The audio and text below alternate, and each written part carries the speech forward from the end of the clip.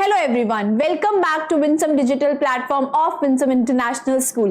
Today we are starting with our chapter number 2 of class 7th and the name of the chapter is Heat. Let's start. What is heat? Heat is a form of energy which can be transferred from one part of the system having higher temperature to the part having lower temperature. What is heat? Heat का मतलब होता है heat ऐसी energy है जो एक part से दूसरे पार्ट में ट्रांसफर हो जाती है एक सिस्टम के, एंड हीट इज कहां से ट्रांसफर होगी? जो कोल्डर जो हमारा जो रीजन है वहां पे हायर टेम्परेचर वाले रीजन से कोल्डर जो रीजन होगा उधर ट्रांसफर हो सकती है. तो हीट क्या है? ऐसी फॉर्म है एनर्जी की जो क्या होता है, ट्रांसफर हो जाती है एक सिस्टम के एक पार्ट से दूसरे पार्ट में. फॉर एग्जाम्पल, एक एग्जाम्पल लेते हैं. आपने घर में अपने किचन में कुकिंग पैन देखा होगा, राइट? कुकिंग पैन की मैं बात करूं तो पूरा एक ऑब्जेक्ट है. कुकिंग पैन का जो वो एक एंड होता है जिसको हम गैस पे रखते हैं, जिसपे हम कुक करते हैं जिसमें खाने को, उसकी मैं बात करती हूँ, ठीक है? तो वो क्या होता है, उस पे जैसे हम रखते हैं तो वो गर्म हो जाता है, राइट? दिस हैपेंस, है ना. उसके बाद में अगर उसका जो आपने हैंडल देखा होगा, वो हैंडल एक्चुअल में आजकल बेकलाइट के या फिर वो प्लास्टिक के बने होते हैं या रबर की कवरिंग होती है उसके ऊपर, बट वो हैंडल्स जो होते हैं, अगर मैं बात करूं उस पर वो कवरिंग ना हो तो वो क्या होगा, वो हैंडल्स गर्म हो जाएंगे, हम उनको टच नहीं कर पाएंगे. क्यों हुआ ऐसा? बिकॉज हीट क्या हुई, ट्रांसफर हुई एक सिस्टम के एक पार्ट से दूसरे पार्ट तक ट्रांसफर हुई हीट, ठीक है?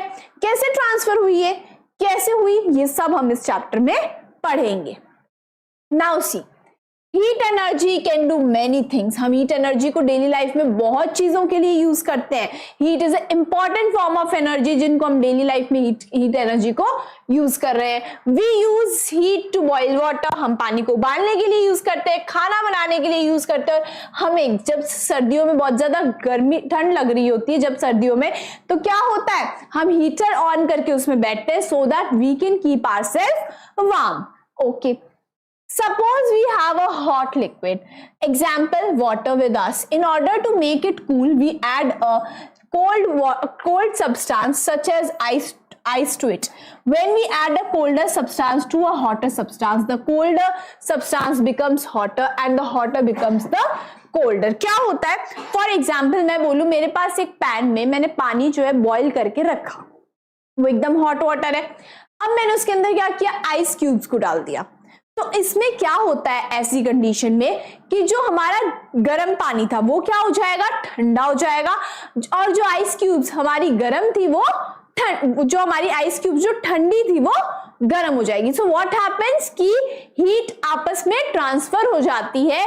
जो आइस क्यूब्स थी वो ठंडी थी, वो गर्म हो जाएगी. जो हमारा वाटर था वो बॉइल था, गर्म था, वो ठंडा हो जाएगा. Eventually, they both attain a temperature which is between their initial temperature. Eventually क्या होगा, वो दोनों एक ऐसे टेम्परेचर पे आ जाएंगे जो उनका इनिशियल टेम्परेचर के बीच में होगा दोनों के. Okay, thus we can conclude that heat is always transferred from the hotter body to the colder one. हम ये बोल सकते हैं कि हीट हमेशा बड़े हम ये बोल सकते हैं कि हीट हमेशा गरम जो होता है, गरम जो बॉडी है उससे ठंडी बॉडी की तरफ ट्रांसफर होती है हीट हमेशा. So next is our olympiad bite. According to the world meteorological organization, an area is called to be under the influence of heat wave if the temperature of the area remains 50 degree Celsius above the average temperature for 5 consecutive days. कब बोला जाता है कि as you all know कि राजस्थान में जो है बहुत ज्यादा गर्मी पड़ती है, टेम्परेचर जो है गर्मियों में बहुत 50 डिग्री तक चला जाता है ना, 50 डिग्री सेल्सियस तक जाता है. तो उस केस में क्या होता है कि जो एक एरिया है वो बहुत ज्यादा हीट वेव के अंडर इन्फ्लुएंस में, हम कब बोलते हैं कि वो वहां पे हीट वेव्स चल रही है, हम जब बोलते हैं जब किसी एरिया का टेम्परेचर 5 consecutive days तक, यानी लगातार 5 दिनों तक जो है वहां के जो एवरेज टेम्परेचर से ज्यादा रहता है और 50 डिग्री सेल्सियस तक पहुंच जाता है, तब हम बोलते हैं कि किसी भी पर्टिकुलर एरिया में जो है हीट वेव्स चल रही है. For example, if I take the example of Jaipur, तो जयपुर में 47 डिग्री सेल्सियस पे इट इज गिवन कि वहां पे हीट वेव्स चल रही है। दिल्ली में 48 डिग्री पे, लुधियाना 48 डिग्री पे, आगरा 49 डिग्री पे। तो इन केसेस में क्या होता है कि टेम्परेचर यूजुअली वहां का ऐसा नहीं रहता है, टेम्परेचर ये जो है एवरेज टेम्परेचर नहीं होता उस प्लेस का, और ये 50 डिग्री के पास है टेम्परेचर, है ना। तो इस केस में क्या होता है कि वहां पे ये अलर्ट दिया जाता है कि वहां पे हीट वेव्स चल रही है। Now coming to the next one. Next is thermal expansion. What is thermal expansion? Thermal expansion is the tendency of matter to change its length, area and volume in response to change in temperature. क्या होता है thermal expansion?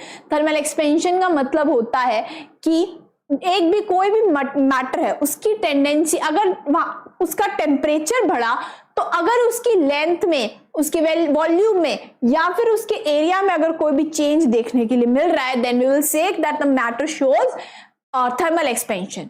Is that clear? Now see, how does the matter shows thermal expansion? When a material absorbs heat energy, the molecules inside it starts vibrating with increased kinetic energy.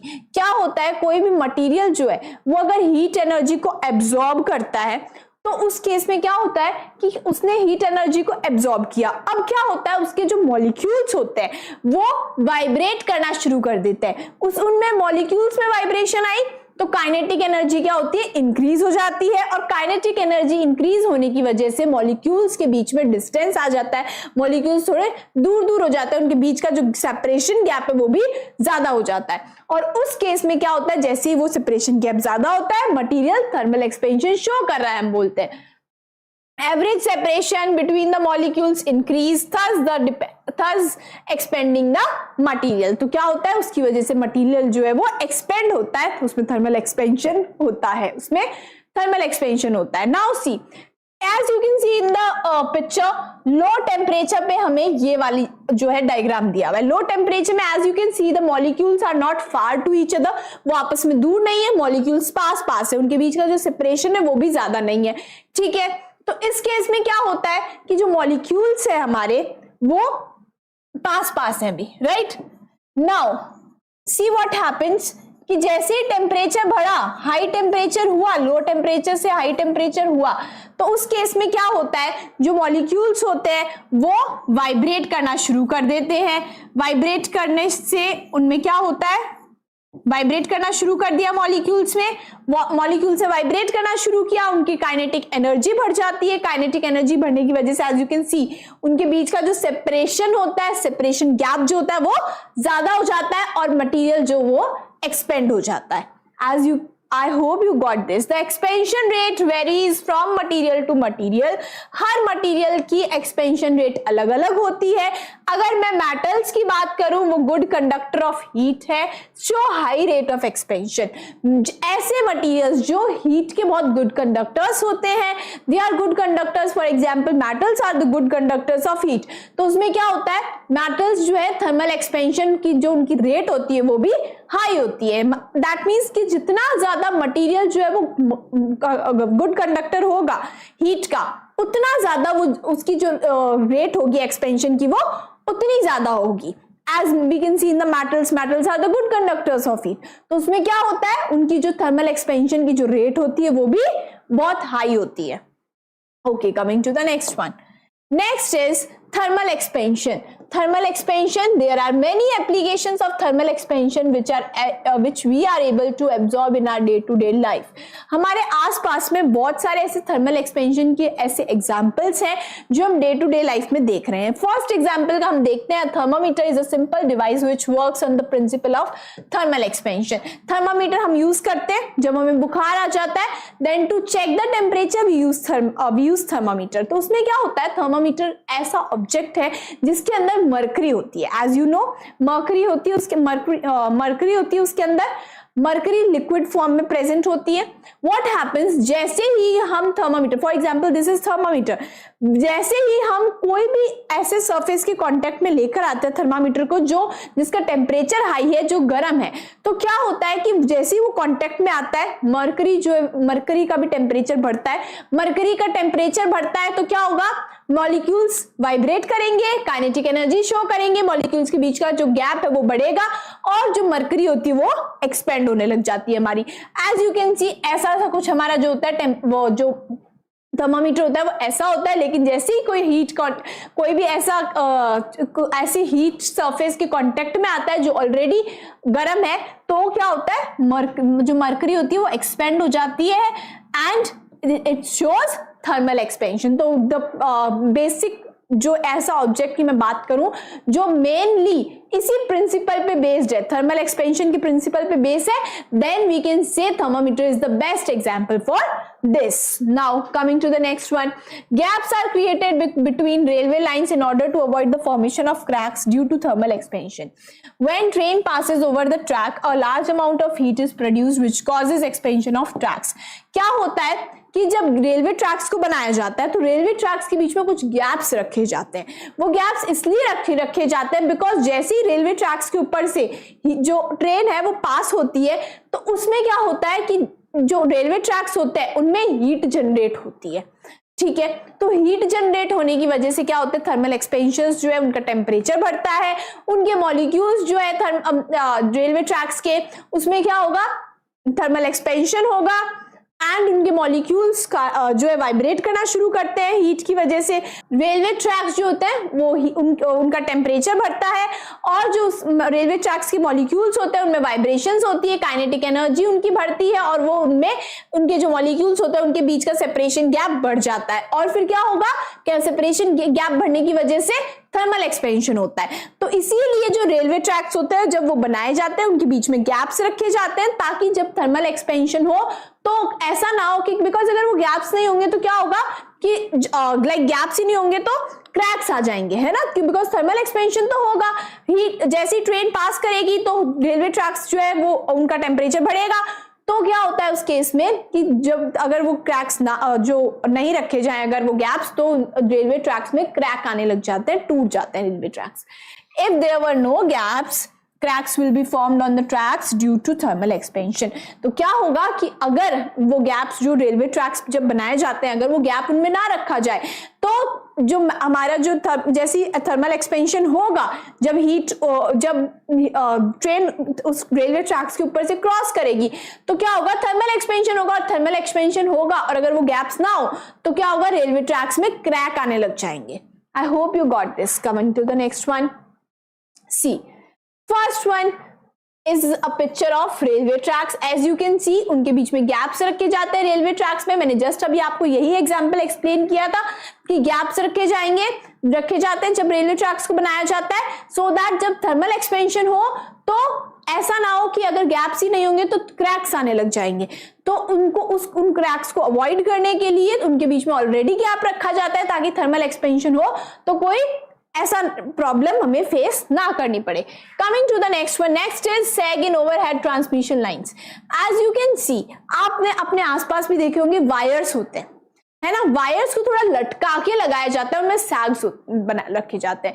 Y ऐसा क्यों होता है, because like चाहें तो एकदम ऐसे stiff भी तो बांध सकते हैं ना वायर्स को, लेकिन ऐसा नहीं होता, उनको थोड़ा सा ढीला करके बांधा जाता है। क्यों होता है ऐसा, बिकॉज कई बार जब बहुत ज्यादा ठंड पड़ रही होती है तो थर्मल एक्सपेंशन की जगह थर्मल कॉन्ट्रैक्शन होता है, यानी कि जो मटेरियल हो उसमें कॉन्ट्रैक्शन होगा, ठीक है। जो मटेरियल में कॉन्ट्रैक्शन होगा मींस क्या होता है कि जैसे बहुत ज्यादा ठंड पड़ती है तो जो हमारे वायर्स होते हैं उनके जो मॉलिक्यूल्स होते हैं वो एक दूसरे के और ज्यादा पास आ जाते हैं, क्लोजर आ जाते हैं, उनके बीच का सेपरेशन गैप जो है वो और कम हो जाता है, ठीक है। तो थर्मल एक्सपेंशन का जस्ट उल्टा प्रोसेस होता है। तो ये कब होता है, जब टेम्परेचर बहुत कम होता है, ठंड पड़ रही होती है। तो ऐसे केस में क्या होगा कि अगर कॉन्ट्रैक्शन होगा मटेरियल में और हम उसको अगर स्टिफ करके बांध देंगे तो वायर्स जो है टूट जाएंगे। कॉन्ट्रैक्शन तो होगा बिकॉज, तो उनको जानबूझ के सैगिंग जो उनके बीच में जो है उनको थोड़ा लटका के बांधा जाता है, ढीला बांधा जाता है, बिकॉज ताकि जब कॉन्ट्रैक्शन हो तो ऐसा ना हो कि वायर जो है वो लेंथ में और कम होगा, बिकॉज उसके लेंथ में डिफरेंस आएगा, वायर के लेंथ में डिफरेंस आएगा, तो ऐसा ना हो कि वो टूट जाएं जब उनमें कॉन्ट्रैक्शन हो। तो electric wires are kept sagging so that they do not snap when they contract. तो टूटे ना, जो वायर्स हैं वो टूटे ना जब उनमें कंट्रैक्शन, कब होता है कंट्रैक्शन? थर्मल एक्सपेंशन का जस्ट उल्टा प्रोसेस है। जब टेम्परेचर बहुत कम हो जाता है, ठंड पड़ती है, तब वायर्स में कंट्रैक्शन होता है। वायर्स के जो मॉलिक्यूल्स होते हैं वो और ज्यादा पास आ जाते हैं, उनका जो सेपरेशन गैप होता है वो बहुत कम हो जाता है। तो उस केस में क्या होता है कि वो अगर हम उनको बहुत ज्यादा स्टिफ करके बांध देंगे तो वो जब उनमें कंट्रैक्शन होगा वायर्स में ठंड में, तो वो टूट जाएंगे, they will get broken down. तो उसको, उस सिचुएशन को अवॉइड करने के लिए वायर्स को पहले से थोड़ा ढीला बांधा जाता है। They are kept in sagging, they are kept sagging so that they do not break, they do not snap when they contract. तो ताकि कंट्रैक्शन हो अगर ठंड के टाइम में वायर्स में, तो वायर्स टूटे ना। I hope you got this. Coming to the next one. Next is temperature. Temperature. Suppose we dip our hands into two different containers. One is having ice cold water and the other is having hot water. Then the hand dipped in the hot water will feel hot while that dipped in ice cold water feels cold. क्या होता है अगर हम for example I take two beakers, as you can see in the picture. मैंने दो beaker लिए, एक में मैंने गर्म पानी लिया और एक में मैंने आइस कोल्ड वाटर लिया, बहुत ठंडा पानी लिया। मैंने दोनों में अपने हाथ डाले, तो what will happen? तो क्या होगा कि जिसमें मैंने आइस कोल्ड वाटर लिया तो मेरा हाथ वहां पे मुझे लगेगा कि वहां पे बहुत ठंडा है, और जहां पे हॉट वाटर लिया तो वहां पे बहुत गर्म फील होगा मुझे। Now dip both the hands into a container having normal tap water. Here the water feels hot for one hand while it feels cold for the other. क्या होगा? मैंने 3 beakers लिए. You can do this experiment at your home also. अब क्या होगा कि मैंने 3 beakers लिए, मैंने एक में हॉट वाटर लिया, एक में नॉर्मल वाटर लिया बीच में, और एक में मैंने कोल्ड वाटर ले लिया। मैंने एक हैंड को हॉट वाटर में डिप किया, एक को कोल्ड वाटर में डिप किया। नाउ मैंने दोनों हाथों को निकाल के नॉर्मल वाटर में डिप कर दिया। अब जो हाथ मैंने ठंडे पानी से निकाला था, आइस कोल्ड वाटर से निकाला था, तो मुझे वो जो टैप वाटर में जब मैं डालूंगी तो मुझे लगेगा वो हल्का गर्म वार्म वाटर फील होगा, और जो मैंने हॉट वाटर से निकाल के जो मैंने टैप वाटर में डाला, मुझे लगेगा कि पानी थोड़ा सा ठंडा है। तो मुझे दोनों हाथों पे अलग अलग सेंसेशन होगी। तो ये किस पे डिपेंड किया कि पहले मेरा हाथ किस कंटेनर में था, उस कंटेनर पे डिपेंड किया कि अब मैंने जब टैप वाटर वाले कंटेनर में हाथ डाले तो मेरे हाथों में मुझे क्या फील हो रहा है, right? So we cannot always depend on the sense of touch to determine whether an object is hot or cold. तो हम ये तो बिल्कुल नहीं बोल सकते कि हमारे सेंस ऑर्गन्स पे हम डिपेंड नहीं रह सकते इस चीज के लिए कि हमें कोई भी ऑब्जेक्ट ठंडा या गर्म कैसे लग रहा है। तो अलग अलग इसके, अब बिकॉज डिपेंड करा ना सेंस ऑर्गन्स जो है हमारे, सेंस ऑर्गन्स में अगर बात करूं तो मुझे एक हाथ में फील हुआ कि जो टैप वाटर है वो गर्म है थोड़ा सा, एक हाथ में मुझे लगा कि टैप वाटर हल्का सा, जो टैप वाटर है वो ठंडा है। तो क्यों हुआ? बिकॉज डिपेंड किया कि मैंने हाथ पहले किस कंटेनर में डाल रखे थे। तो हम ये नहीं बोल सकते कि सेंस ऑर्गन से हम डिटरमाइन नहीं कर सकते कि कोई भी ऑब्जेक्ट है वो हॉट है या कोल्ड है। A reliable measure of the hotness of an object is its temperature. तो reliable अगर हमें जानना है कि कोई भी ऑब्जेक्ट है वो सच में गर्म है या फिर ठंडा है, तो हम बोल सकते हैं कि उसका टेम्परेचर जो है वो एकदम बेस्टली जो है एकदम सही डिटरमाइन करेगा कि वो ऑब्जेक्ट हॉट है या कोल्ड है।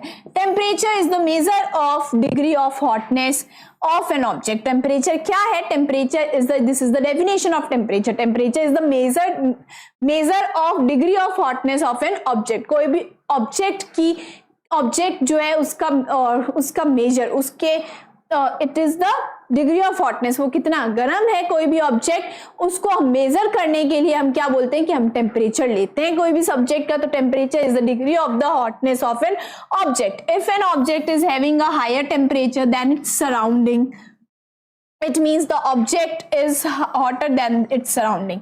तो हम अगर कोई भी ऐसा ऑब्जेक्ट है, अगर उसका टेम्परेचर आसपास के सराउंडिंग जो हम उसकी सराउंडिंग है उससे ज्यादा है, तो हम बोलते हैं कि the object is hotter than its surrounding. तो अगर उसका टेम्परेचर कोई भी, फॉर एग्जांपल मैंने एक कंटेनर लिया, उसमें जैसे बॉइल्ड वाटर था, तो उसका टेम्परेचर ज्यादा होगा हमारे, अगर मैं नॉर्मल एनवायरमेंट में अगर बैठी हूँ तो क्या होता है कि we say that the object is hotter than its environment. तो this is the common sense कि हम क्या बोलेंगे कि ऑब्जेक्ट जो है वो सराउंडिंग से ज्यादा गर्म है। If it's having a low temperature than its surrounding, अगर उसका टेम्परेचर जो है वो लो है, लाइक आइस कोल्ड वाटर का जो टेम्परेचर होगा वो नॉर्मल हमारे रूम टेम्परेचर से कम होगा, तो हम बोलेंगे the object is cooler than its surrounding, जो ऑब्जेक्ट है वो ठंडा है उसकी सराउंडिंग के कंपैरिजन में। Next one, so next is our Olympiad bite. The hottest natural temperature ever recorded was on July 10, 1930 in Death Valley, California. It was 134 degree Fahrenheit. Next one. Next is measuring temperature. Temperature हम measure कैसे करते हैं? Measuring temperature. Temperature of an object is measured using a thermometer. कोई भी object का अगर हमें temperature measure करना है तो हम क्या यूज करते हैं? थर्मामीटर का हम यूज करते हैं। There are different types of thermometers which are used these days. आजकल बहुत डिफरेंट टाइप्स के थर्मामीटर्स को हम यूज कर रहे हैं। We will study about this in this chapter. Temperature of an object can be determined using different scales of temperature. कोई भी ऑब्जेक्ट का टेम्परेचर हमें अगर मेजर करना है तो हम क्या कर सकते हैं? डिफरेंट स्केल्स यूज कर सकते हैं टेम्परेचर की। तो we can use different scales of temperature to measure the temperature of an object. The scales are constructed on the basis of two fixed temperatures called fixed point temperatures. Scales जो बनाए जाते हैं वो दो fixed point temperature को लेके बनाए जाते हैं, जिसको क्या बोला जाता है? फिक्स्ड पॉइंट टेम्परेचर्स बोला जाता है। There are mainly 3 types of temperature which are used to measure temperature. Mainly 3 types के जो होते हैं स्केल्स को हम यूज करते हैं टेम्परेचर को मेजर करने के लिए। कौन से हैं वो 3 types? Let's see. Measuring temperature, first is Celsius scale, जो हम मोस्ट कॉमनली यूज करते हैं। सेल्सियस स्केल, हमारे एनवायरमेंट का टेम्परेचर भी हम सेल्सियस में मेजर करते हैं। It is also called centigrade scale, इसको सेंटीग्रेड स्केल भी बोला जाता है। It is defined on the basis of freezing point and boiling point of water. इसको डिफाइन किस बेसिस पे करा गया है? जो बॉइलिंग वाटर का जो फ्रीजिंग पॉइंट होता है that is 0 degree Celsius. Water का फ्रीजिंग पॉइंट क्या होता है? 0 डिग्री सेल्सियस। एंड वाटर का बॉइलिंग पॉइंट क्या लिया जाता है? 100 डिग्री सेल्सियस। तो इनको किस बेसिस पे डिफाइन करा गया है? इसको वाटर का फ्रीजिंग पॉइंट एंड वाटर का बॉइलिंग पॉइंट। जो हमने बात करी थी कि 2 फिक्स्ड पॉइंट टेम्परेचर्स होते हैं, तो ये 2 फिक्स्ड पॉइंट टेम्परेचर जो सेल्सियस स्केल के होते हैं वो क्या होता है? 0 degree Celsius and 100 degree Celsius. The freezing of water is considered to be taking place at a temperature of 0 degree. जो water freeze होता है वो कहा जाता है कि 0 डिग्री पे होता है। And the boiling of water is considered to be taking place at a temperature of 100 degree Celsius or 1 atm at 1 atm pressure. तो at 1 atm pressure पे जो ATM pressure is atmospheric pressure, तो 1 atmospheric pressure पे 100 degree Celsius पे बोला जाता है कि वाटर बॉईल होता है और 0 डिग्री पर फ्रीज होता है। There is a separation of 100 divisions, as you can see 0 to 100 divisions आते हैं between the freezing and boiling points of water in Celsius scale. तो फ्रीजिंग पॉइंट और बॉइलिंग पॉइंट के बीच में 100 डिविजन्स आते हैं। एज यू कैन सी 0 से 100 तक 100 डिविजन्स आते हैं। A division or degree on the Celsius scale is 1/100 of the interval between the freezing and boiling points of water. जो डिवीजन होता है, जो डिग्री होती है सेल्सियस स्केल में, वो 1/100 होती है। एज यू कैन सी कि एक पार्ट को हम काउंट करते हैं जो डिग्री होती है of the interval between the freezing and boiling points of water. Freezing और बॉइलिंग पॉइंट्स के बीच के जो इंटरवल्स होते हैं उस बेसिस पे। Coming to the next one, next is Fahrenheit scale. The Fahrenheit scale is also defined with respect to the freezing and boiling point of water. इसके लिए भी किस रेस्पेक्ट में बात, इस जो Fahrenheit होता है, Fahrenheit scale जो हमारा है, उसमें भी किसको कंसीडर करा जाता है? Boiling point and freezing point of water. The freezing of water is considered to be at 32 degree Fahrenheit and boiling is considered to be at 212 degree Fahrenheit. Now see, 32 degree Fahrenheit is equal to 0 degree Celsius, correct? And 212 degree Fahrenheit is equal to 100 degree Celsius. So इसको भी, और अगर मैं बात करूंगी कि water Fahrenheit scale में किस पे कौन से जो फ़ारेनहाइट स्केल में वाटर का बॉइलिंग टेम्परेचर क्या होगा 32 डिग्री फ़ारेनहाइट, सॉरी वाटर का जो, so if I talk about कि वाटर का जो फ्रीजिंग पॉइंट है फ़ारेनहाइट स्केल में वो क्या होगा 32 degree Fahrenheit, and boiling point क्या होगा 212 डिग्री फ़ारेनहाइट होगा. The interval between the freezing and boiling temperature of water in a Fahrenheit scale is 180. Now you can minus 212 minus 32 comes 180. तो इनके बीच का जो the interval between the freezing जो interval है दोनों हमारे temperatures के बीच का वो क्या होता है 180 होता है. A degree on the Fahrenheit scale is 180 of the interval between the freezing and boiling points of water. तो डिग्री जो Fahrenheit scale में as you know Celsius scale में हमने 1/100 ली थी, इसमें 1/180 लेते हैं. Next one. Next is Kelvin scale. What is Kelvin scale? Kelvin is the SI unit of temperature. If anyone asks you what is the SI unit of temperature, don't get confused. Celsius नहीं लगाना आपको. SI unit of temperature is Kelvin. In Kelvin scale, the freezing point of water is considered to be at 273.15 Kelvin and the boiling point of water at 373.2 Kelvin. ये count होता है. ये भी boiling और freezing point के ही जो water का boiling point और फ्रीजिंग पॉइंट है उसी को कंसीडर करके बनाया गया है. और अगर हम केल्विन स्केल में बात करें तो सी 0 डिग्री सेल्सियस जो होगा हमारा फ्रीजिंग पॉइंट होता है सेल्सियस स्केल में वाटर का. केल्विन स्केल में क्या होगा 273 केल्विन. बॉइलिंग पॉइंट जो होता है हमारे वाटर का वो 100 डिग्री सेल्सियस होता है सेल्सियस स्केल में. केल्विन स्केल में क्या होगा 373 केल्विन होगा. Correct. Now see coming to the next one. For Kelvin scale 0 Kelvin is equal to minus 273.15 degree Celsius, that is equal to 459.67 degree Fahrenheit. So ये क्या we can say कि 0 degree kelvin किसके बराबर होता है 0 degree Kelvin is equal to -273 degree Kelvin के बराबर होता है. वी राउंड ऑफ करके लेते हैं हम.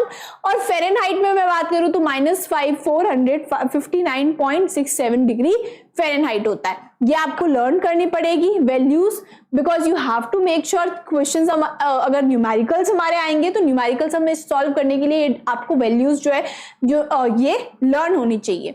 Now see the relationship between these three temperature scales are given by. अगर जो रिलेशनशिप हमें निकालते हैं हम अगर इन थ्री टेम्परेचर्स के बीच की तो हम कैसे करते हैं. सी टेम्परेचर इन TC का मतलब as you can see TC का मतलब क्या होगा temperature in Celsius. Temperature in Celsius and TF का मतलब होगा temperature in Fahrenheit.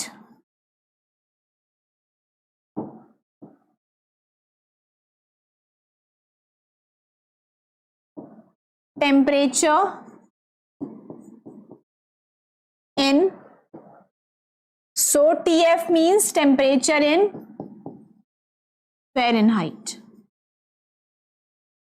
and TK means temperature in Kelvin.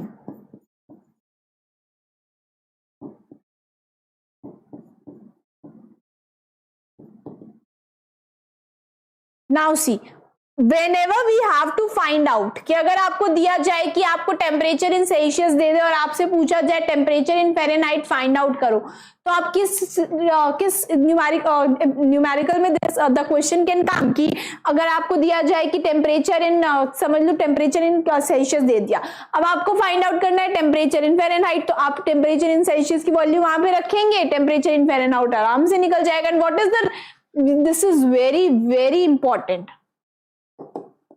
क्योंकि न्यूमेरिकल्स में आपके सबसे ज्यादा काम करेगी, सबसे ज्यादा आपको इसकी जरूरत पड़ेगी जब न्यूमेरिकल्स आएंगे, जब सेल्सियस फ़ारेनहाइट और केल्विन स्केल्स की। तो कैसे हम फाइंड आउट करेंगे? Temperature in Celsius -0 upon 100 -0 is equal to temperature in Fahrenheit -32 upon 212 -32 is equal to temperature in Kelvin -273 upon 373 minus 273, and you know TC means temperature in Celsius, TF means temperature in Fahrenheit, TK means temperature in Kelvin. Next, the lower fixed point of the Celsius, Fahrenheit and Kelvin scale is the ice point, and the upper fixed point is known as steam point. As you know कि water की हमने लिए, water का जो freezing point लिया है हमने, तो वो वाटर का हर तीनों के स्केल में जो वाटर का फ्रीजिंग पॉइंट है उसको हम क्या बोलते हैं? आइस पॉइंट, बिकॉज वाटर से आइस कन्वर्ट, जो वाटर की लिक्विड स्टेट है उससे वो कन्वर्ट होके आइस फॉर्म में कन्वर्ट हो जाता है, जो 0 डिग्री सेल्सियस पे है ना। तो तीनों स्केल्स में जो लोअर पॉइंट है, लोअर फिक्स्ड पॉइंट है जो, उसको हम क्या बोलते हैं? आइस पॉइंट बोलते हैं। और जो अपर फिक्स्ड पॉइंट है, यानी कि जिसपे वाटर बॉईल होना शुरू हो जाएगा, उसको हम स्टीम पॉइंट बोलते हैं। नाउ सी, स्टीम पॉइंट की मैं अगर बात करूं तो स्टीम पॉइंट जो हमारा केल्विन स्केल में होता है वो होता है 373.15 केल्विन, 100 डिग्री सेल्सियस स्केल में होगा, फ़ारेनहाइट स्केल में 212 डिग्री फ़ारेनहाइट। आइस पॉइंट की मैं बात करूं तो 273.15 केल्विन हमारा केल्विन स्केल में होता है, सेल्सियस स्केल में 0 डिग्री सेल्सियस होता है, और फ़ारेनहाइट स्केल में 32 डिग्री फ़ारेनहाइट होता है। एब्सोल्यूट जीरो की बात करें तो 0 केल्विन पे 0 Kelvin is equal to -273.15 degree Celsius, and in Fahrenheit scale 0 Kelvin is equal to -459.69 degree Fahrenheit. Comparison of the Kelvin, Celsius and Fahrenheit temperature scale. तो आपको इससे पता लग रहा होगा कि कंपैरिजन दिया हुआ है हमें तीनों स्केल्स के बीच में। Coming to the next one. Next is Olympiad bite. Cooking is difficult on hills because at high altitude atmospheric pressure is low, reducing the boiling point of water. As you know, हमने 1 atmospheric pressure पे बात करी थी, 1 atm pressure पे, है ना। 1 atmospheric pressure पे हमने बात करी थी कि 1 atmospheric pressure पे जो बॉइलिंग पॉइंट होता है वाटर का, वो क्या रहता है? बॉइलिंग पॉइंट रहता है 100 डिग्री सेल्सियस, एंड मेल्ट जो फ्रीजिंग पॉइंट होता है वो 0 डिग्री सेल्सियस रहता है वाटर का, राइट। ये हमने 1 atm प्रेशर की बात करी थी। जो एटमॉस्फेरिक प्रेशर होता है वो कम हो जाता है और उसकी वजह से बॉइलिंग पॉइंट जो होता है वाटर का वो भी कम हो जाता है। Coming to the next one, next is thermometer.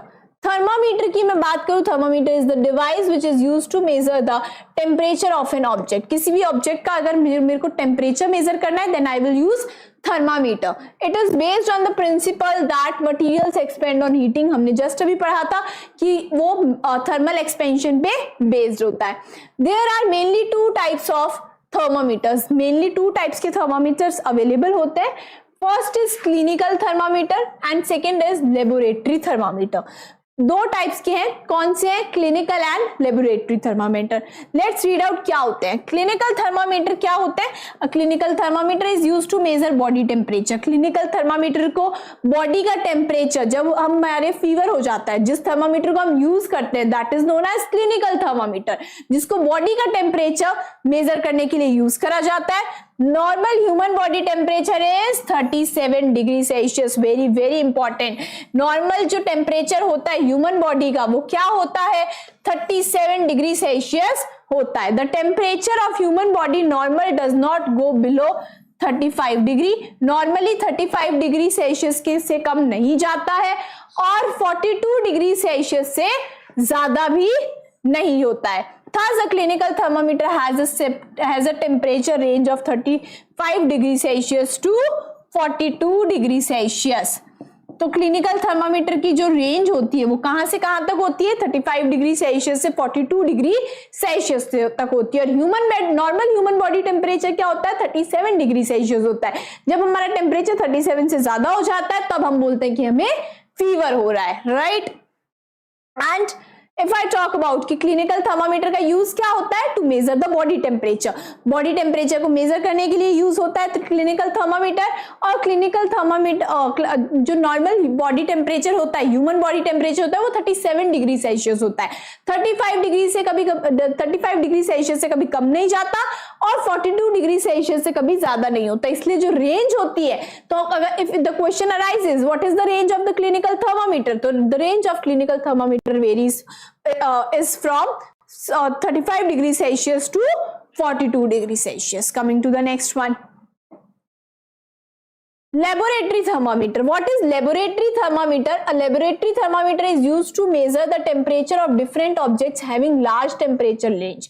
Laboratory thermometers की मैं if I tell you in simple words, laboratory thermometers labs में यूज करे जाते हैं जहाँ पे हमें टेम्परेचर मेजर करना होता है, वहां पे laboratory thermometers का यूज होता है, लैब्स में यूज होता है। So what is the use of laboratory thermometer? वो वहां पे जो होता है टेम्परेचर बहुत ज्यादा होता है ऑब्जेक्ट्स का, 100 डिग्री तक भी पहुंच जाता है, तो उन केसेस में लेबोरेटरी थर्मामीटर को यूज करा जाता है जिनका टेम्परेचर रेंज होती है वो बहुत ज्यादा होती है। For this purpose the range of laboratory thermometer is made large. इसीलिए जो लेबोरेटरी थर्मामीटर की जो रेंज होती है वो बहुत ज्यादा होती है। It is usually from -10 degree Celsius to 110 degree Celsius. तो लेबोरेटरी थर्मामीटर की रेंज क्या होती है, -10 degree Celsius to 110 degree Celsius, because laboratories में ऑब्जेक्ट्स का जो टेम्परेचर होता है वो बहुत वेरी करता है और रेंज भी बहुत ज्यादा होती है। कई बार टेम्परेचर बहुत कम भी चला जाता है माइनस में ऑब्जेक्ट्स का, और कई बार बहुत ज्यादा भी चला जाता है। तो कोई सोल्यूशन की कोई भी रिएक्शन में हमें टेम्परेचर मेजर करना है तो हम लेबोरेटरी थर्मामीटर्स का यूज करते हैं लैब्स में। And what is the range of laboratory thermometers, -10 degree Celsius to 110 degree Celsius. Now see If I talk about clinical thermometer, तो clinical thermometer में जो सबसे आगे होता है, दोनों में जो टिप होती है उसको क्या बोला जाता है, बल्ब बोला जाता है। नाउ क्लिनिकल थर्मामीटर में किंक, ऐसे एक टिल्ट प्रेजेंट होता है, टिल्ट होता है मर्करी में, तो उसको क्या बोला जाता है, टिल्ट को किंक बोला जाता है। Then it is both are filled with mercury, दोनों को मर्करी से फिल करा जाता है because mercury shows thermal expansion. Liquid mercury होती है, बोर होते हैं एंड स्टेम, और जो पीछे वाला जो पार्ट होता है उसको क्या बोला जाता है, स्टेम बोला जाता है। तो किंक इज द बल्ब, सबसे आगे वाली tip, then kink and then bore and then stem, and it is filled with mercury. Kink जो होगा वो सिर्फ किसमें होता है, क्लिनिकल थर्मामीटर में। लेबोरेटरी थर्मामीटर्स में किंक नहीं होता है, नहीं प्रेजेंट होता है। So thermometers are made using different materials. Thermometers अलग अलग मटेरियल्स को यूज करके बनाए जाते हैं। Most common thermometers are mercury thermometers in which mercury is used to measure temperature. Most commonly जो used होता है वो mercury thermometers है because mercury liquid state में thermal expansion show करती है, हमने देखा अभी, in which mercury is used to measure temperature. mercury से को use करके temperature को measure करा जाता है। A large and uniform expansion is produced in mercury even for a small change in temperature. Mercury में जो एक्सपेंशन आता है वो एकदम लार्ज आता है और यूनिफॉर्म होता है, एकदम क्लियर हमें जो है एक्सपेंशन देखने के लिए मिलता है मरकरी में, इवन फॉर स्मॉल चेंज, यानी हल्का सा भी अगर टेम्परेचर में चेंज आएगा तो मरकरी उसको डिटेक्ट करके जो है एकदम एक्यूरेट हमें मेजर और टेम्परेचर शो कर देती है। Also mercury doesn't stick to the glass surface and move smoothly inside the glass stem. जो मरकरी है जो वो ग्लास की जो सरफेस होती है बाहर वाला जो, उसमें स्टिक नहीं होती है और ग्लास की स्टेम पे स्मूथली मूव भी करती है।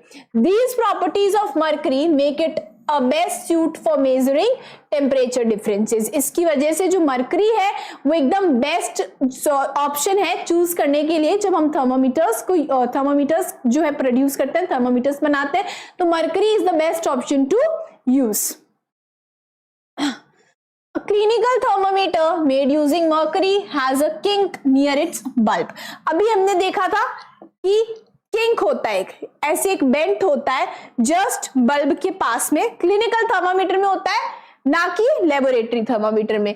The kink prevents mercury level from falling on its own when taken out of the body. तो किंक का वर्क क्या होता है कि मर्करी का जो लेवल है वो अपने आप से गिरे ना नीचे, तो जब वो हम बॉडी से उसको निकालते हैं तो बॉडी के जब टच में रहती है, जब बॉडी से हमने टच कर रखा है थर्मोमीटर को, तो उस केस में तो क्या होता है कि जो मर्करी है वो जो एक्सपेंड हो जाती है, लेकिन जैसे ही हम उसको बॉडी से दूर करेंगे तो क्या होगा कि वो मर्करी जो है वो एकदम से जो है फॉल ना हो, अपने आप से वो फॉल ना हो, उसको प्रिवेंट करता है किंक।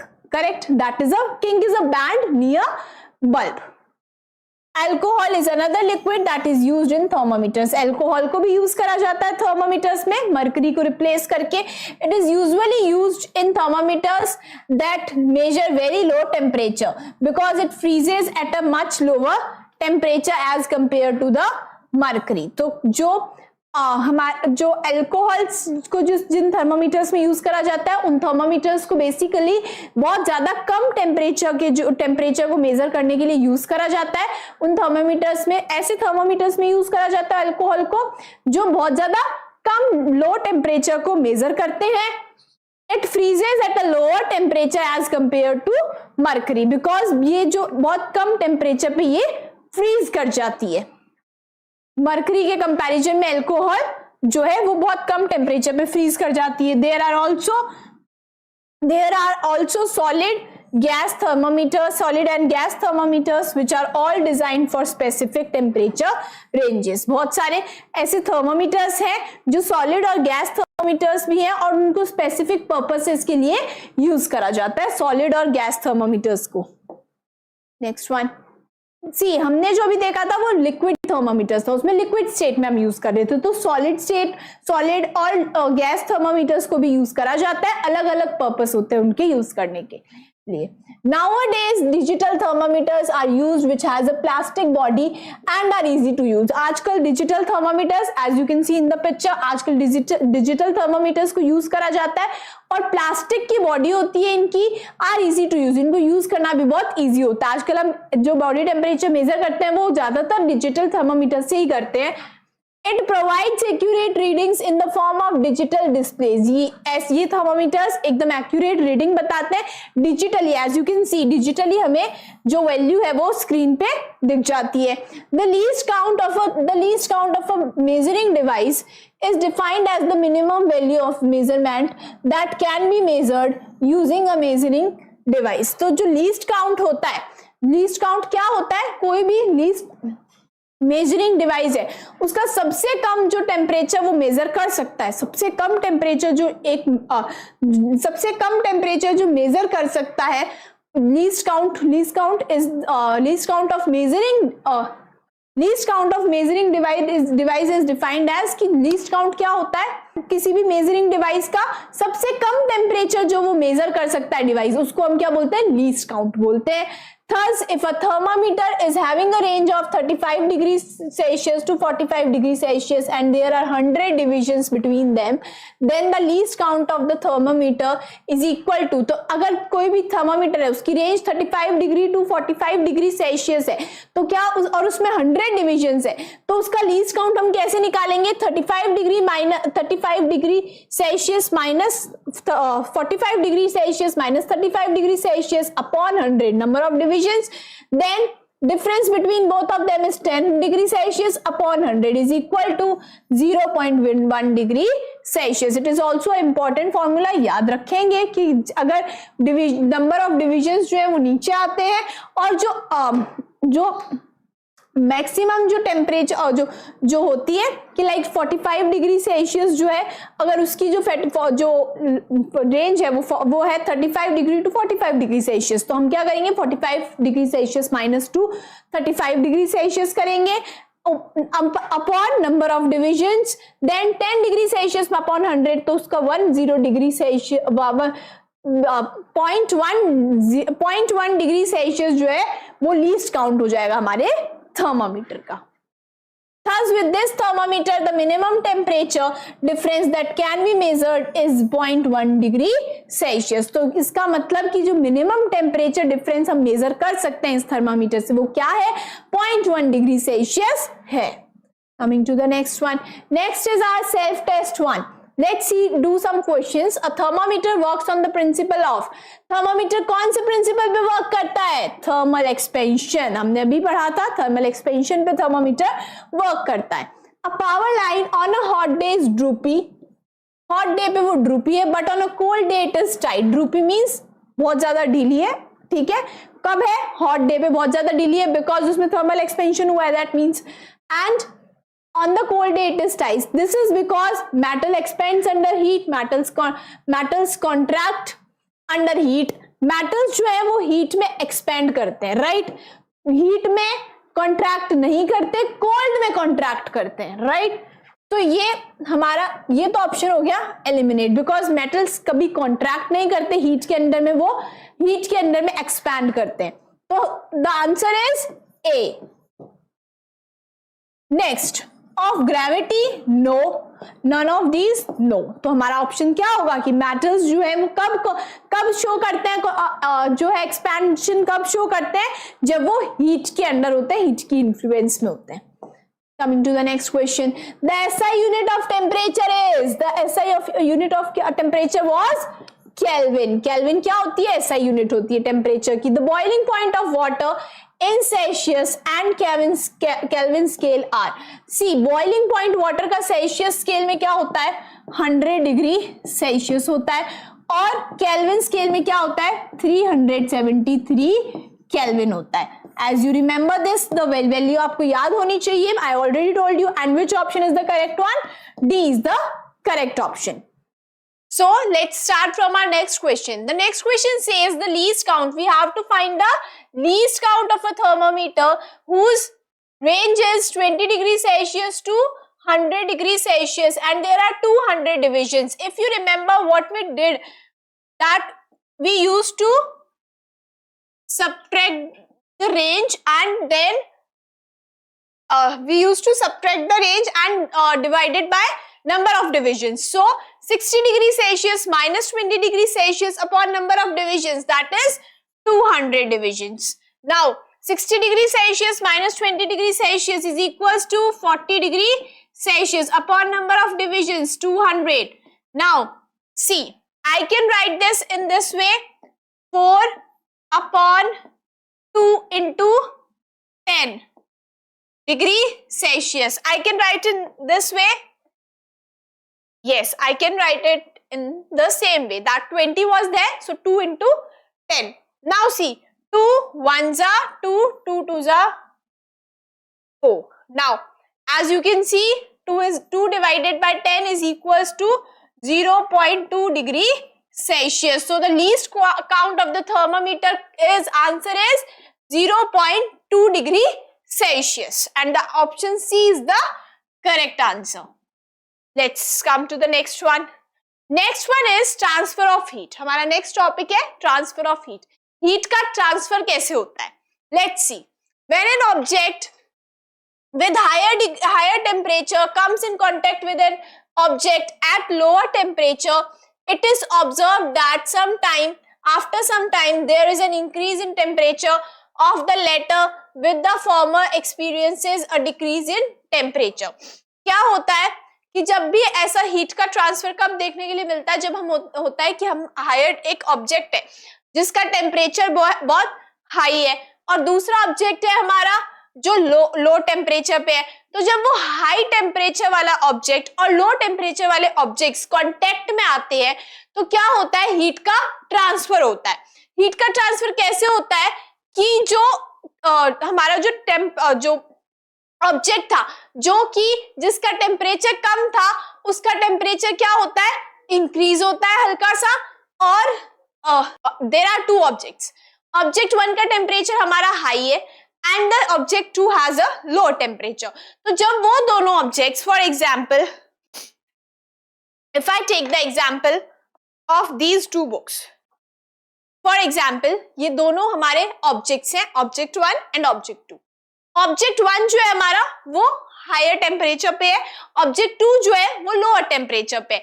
जब ये दोनों ऑब्जेक्ट्स आपस में कांटेक्ट में आएंगे तो कांटेक्ट में आने के बाद इनमें क्या होगा, हीट का ट्रांसफर होगा. हीट का ट्रांसफर होगा तब क्या होता है, जो ये ऑब्जेक्ट जिसका टेम्परेचर हायर था उसका टेम्परेचर थोड़ा, उसके टेम्परेचर में थोड़ा क्या होता है, डिक्रीज होता है, उसका टेम्परेचर डिक्रीज होगा. और जो हमारा ऑब्जेक्ट जिसमें टेम्परेचर जो कम था उसका टेम्परेचर थोड़ा सा फ्लक्चुएट होके इंक्रीज होगा उसका temperature. So I hope you got this कि दो ऑब्जेक्ट्स जिनमें टेम्परेचर में डिफरेंस है, एक ऑब्जेक्ट 1 जो है हायर टेम्परेचर पे, ऑब्जेक्ट 2 लोअर टेम्परेचर पे, क्या होगा, दोनों कांटेक्ट में आएंगे, हीट का ट्रांसफर होगा.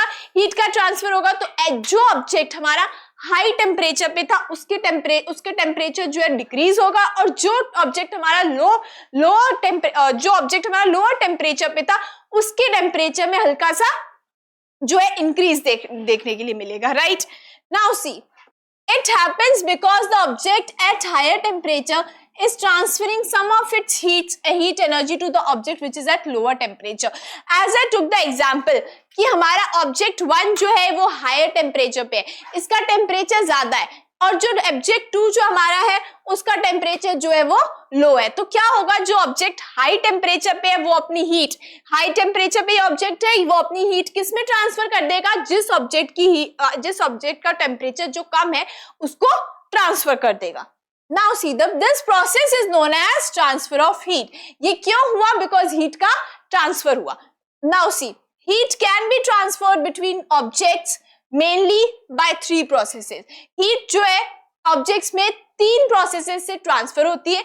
कौन से 3 process है वो हमारे conduction, convection and radiation. Conduction, convection and radiation. ये हमारे जो 3 process होते हैं जिनके through heat जो है transfer होती है objects में. आई होप यू गॉट दिस कि क्या होता है, एक ऑब्जेक्ट जिसका टेम्परेचर हाई होता है और दूसरा ऑब्जेक्ट जिसका टेम्परेचर लो होता है वो कांटेक्ट में आते हैं. हाई टेम्परेचर वाला ऑब्जेक्ट अपनी हीट किस में ट्रांसफर करता है, लोअर टेम्परेचर वाले ऑब्जेक्ट में. और जो ये क्यों होगा, because it happens because of transfer of heat. Transfer of heat हमारा 3 मेथड से होता है, कंडक्शन, कन्वेक्शन एंड रेडिएशन. इन 3 प्रोसेस से जो है हमारी हीट ट्रांसफर होती है. Coming to the next one, conduction. First process जो है हमारा है conduction. The process of transfer of heat from the hotter end to the colder end of a body without any movement of the particles of the medium is known as conduction. In solids generally heat is transferred by the process of conduction. Conduction क्या होता है, conduction as you can see in the picture, इसमें क्या होगा, conduction कैसे होगा. See, if I take iron rod, मैं iron rod लेती हूं, उसके बाद में मैंने उसको हीट किया, उसका जो दूसरा एंड है उसको मैंने हीट किया. ठीक है, अब हीट करने पे क्या होगा, जो हीट जो है उस वाले एंड से जहां पे गर्म हो रहा है, इस एंड से जो हीट है हमारी इधर ट्रांसफर होगी. राइट, तो वो ट्रांसफर जब हुई हमारी हीट जो है इस एंड से इस एंड तक ट्रांसफर होगी, लेकिन एक्चुअल में पार्टिकल्स का कोई भी मूवमेंट देखने के लिए नहीं मिलता है। As you can see, without any movement of the particles, particles का कोई भी मूवमेंट हमें देखने के लिए नहीं मिलेगा।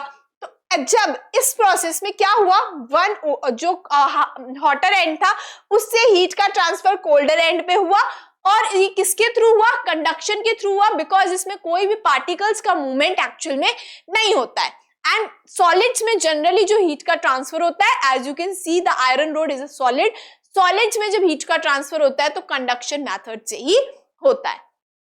During conduction of heat, the molecules at the hotter end of the object will have an excess heat energy, thus they vibrate more rapidly.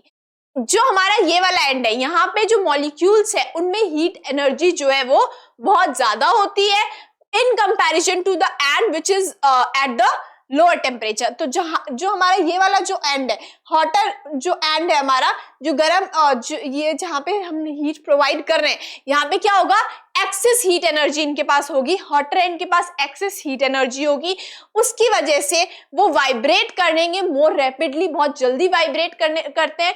When they vibrate with greater velocity they collide with neighboring molecules and transfer excess heat to them। अब जब वो vibrate करते हैं तो उनकी velocity इतनी ज्यादा होती है, उनकी स्पीड इतनी ज्यादा होती है कि वो जो नेबरिंग मॉलिक्यूल्स होते हैं उनके साथ कोलाइड करते हैं, उनसे भिड़ते हैं, वी कैन से कि उनसे कांटेक्ट में आते हैं, और क्या होता है, हीट जो एक्सेस हीट जो होता है वो मॉलिक्यूल्स को ट्रांसफर कर देते हैं। I hope you got this. क्या होगा, हॉटर एंड जो है हमारा, उसके जो मॉलिक्यूल्स हैं उसमें हीट एनर्जी एक्सेस में, वो क्या करेंगे, आगे के जो मॉलिक्यूल्स हैं वो वाइब्रेट करेंगे, उनकी वेलोसिटी इतनी ज्यादा होती है कि वो मॉलिक्यूल्स से टकराते हैं, कोलॉइड करते हैं, और जब कोलॉइड करेंगे तो क्या होगा कि जो हीट एनर्जी जो है वो ट्रांसफर कर देंगे दूसरे मॉलिक्यूल्स में। तो ऐसे ही हीट जो है कोल्डर एंड तक ट्रांसफर होती जाएगी through molecules.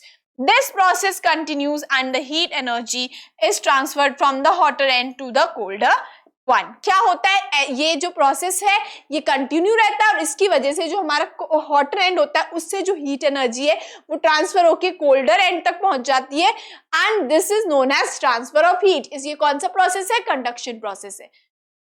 In this process, the molecules do not move from one place to another, but the heat energy travels from one molecules to other। इसमें हीट जो है एक्चुअल में molecules जो है move नहीं करते हैं, हीट जो है वो ट्रांसफर होती रहती है from one molecule to the other. Now see conduction. The materials which allow conduction of heat through them are called good conductors of heat। ऐसे मटेरियल्स जो कंडक्शन प्रोसेस को अलाउ करते हैं, अपने थ्रू कंडक्शन ऑफ हीट को allow करते हैं, उनको क्या बोला जाता है, गुड कंडक्टर्स ऑफ हीट बोला जाता है। And those which do not allow heat energy to pass through them are known as bad conductors और इंसुलेटर्स। ऐसे मटेरियल्स जो हीट के कंडक्शन को अलाउ करते हैं, कंडक्शन ऑफ हीट को अलाउ करते हैं, उनको बोला जाता है good conductors of heat. And the materials which do not allow the conduction of heat are known as insulators और bad conductors of heat. Good conductors of heat are used in making cooking utensils. ऐसे जो materials जो good conductors होते हैं heat के, उनका ही use करा जाता है कुकिंग यूटेंसिल्स बनाने में, बिकॉज कुकिंग करेंगे तो हमें ऐसे ही मटेरियल्स चाहिए जो हीट को अच्छे से कंडक्ट कर पाए। Whereas the handles of these utensils are made up of bad conductors of heat। लेकिन जो हैंडल्स होते हैं यूटेंसिल्स के, बर्तनों के जो हैंडल्स होते हैं वो किसके बनाए जाते हैं, बैड कंडक्टर्स ऑफ हीट, या फिर हम बोल सकते हैं इंसुलेटर्स के बनाए जाते हैं, ताकि हमारे हाथ जो है वो बर्न ना हो, जले ना। Metals are good conductors of heat. Metals जो होते हैं वो गुड कंडक्टर्स होते हैं हीट के। Air is a good insulator, so materials with air spaces are good insulators.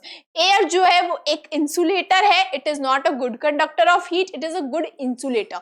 Air जो है वो गुड इंसुलेटर है, और जिन मटेरियल्स के बीच में एयर स्पेस होता है, ऐसे मटेरियल्स जिनके बीच में एयर स्पेसेस होते हैं वो क्या होता है, गुड इंसुलेटर्स होते हैं। बिकॉज एयर जो है वो खुद भी गुड इंसुलेटर है, इसलिए ऐसे मटेरियल्स जिनमें एयर स्पेसेस होते हैं वो भी क्या होते हैं, गुड इंसुलेटर्स होते हैं।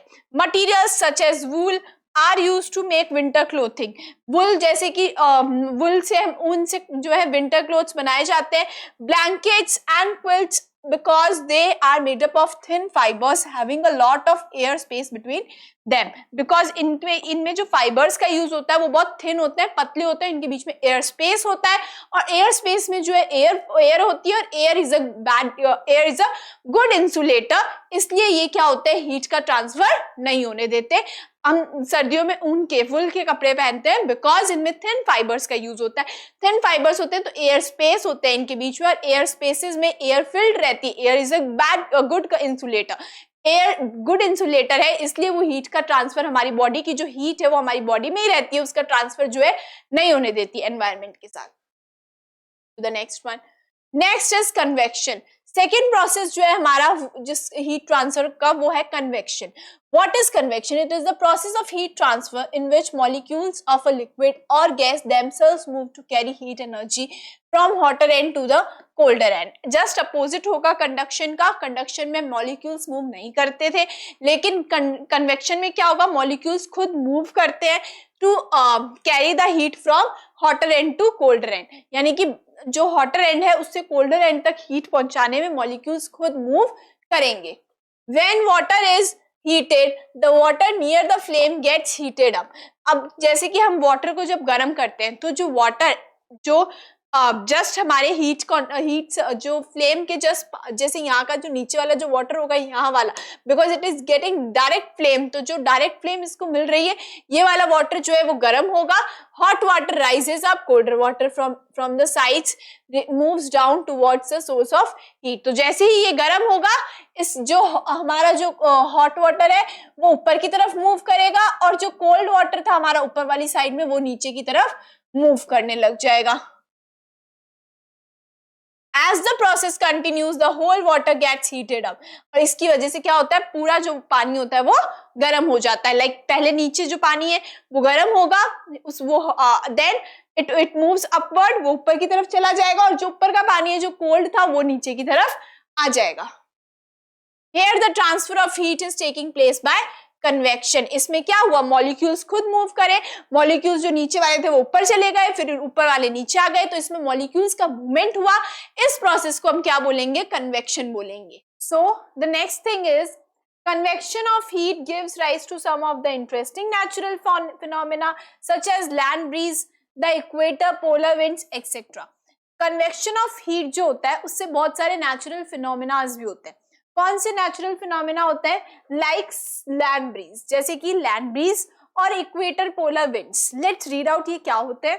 During the day the land gets heated up faster than the water. जब दिन होता है तब क्या होता है कि जो लैंड होता है वो वाटर के कंपैरिजन में, like if I take the example, here is a land, here is a sea, तो क्या होता है, जो लैंड होता है वो जल्दी हीट अप होता है, जल्दी गर्म होता है in comparison to sea. So the hot air above the land rises up due to convection of heat, and the cool air from the sea rushes towards the land, filling up the space. This is called sea breeze. इसको sea breeze बोला जाता है। See, what you have to keep in mind, sea breeze क्या होता है, जब दिन में in the day time when the land gets heated up more quickly than in comparison to water, जो दिन के टाइम में जब जो हमारा लैंड होता है वो वाटर के कंपैरिजन में जल्दी हीट अप हो जाता है। ठीक है, ओके। द हॉट एयर, अब वो जो लैंड है उसके ऊपर की जो हॉट एयर होती है, बिकॉज लैंड जल्दी हीट अप हुआ है, जो लैंड है उसके ऊपर हॉट एयर होगी, जो लैंड के ऊपर की जो हमारी हॉट एयर होगी वो ऊपर राइज अप हो जाती है, ऊपर राइज अप हो जाती है, एंड जो हमारा सी था उसके ऊपर जो कोल्डर एयर थी वो उस पोजीशन पर आ जाती है। हॉट एयर जो है हमारी लैंड के ऊपर की वो ऊपर शिफ्ट हो जाएगी, और जो कूल एयर जो है सी के ऊपर से वो कहां पे शिफ्ट हो जाएगी, लैंड के ऊपर शिफ्ट हो जाएगी। Now see, this is due to the convection of heat. किसकी वजह से होता है ये convection of heat, the cool air from the sea, जो सी के ऊपर की जो कूल एयर है वो कहाँ रश होगी, लैंड के टुवर्ड्स मूव करेगी, towards the land, filling up the space. जो स्पेस था, जो लैंड ब्रीज जब ऊपर मूव हुई, जो नीचे जो स्पेस होगा उसको कवर अप कर लेगी, कौन सी air, cool air from the sea and this is known as sea breeze. इसको क्या बोला जाता है? sea breeze बोला जाता है. During night the water cools down more slowly than the land. रात के टाइम में क्या होता है? जो वाटर होता है, जो अब if I talk about land breeze, तो land breeze कब चलेगी? रात के टाइम में, नाइट के टाइम में. During night the water cools down more slowly than the land. तो जब रात के टाइम में क्या होता है? जो लैंड होता है वो जल्दी कूल डाउन हो जाता है in comparison to water.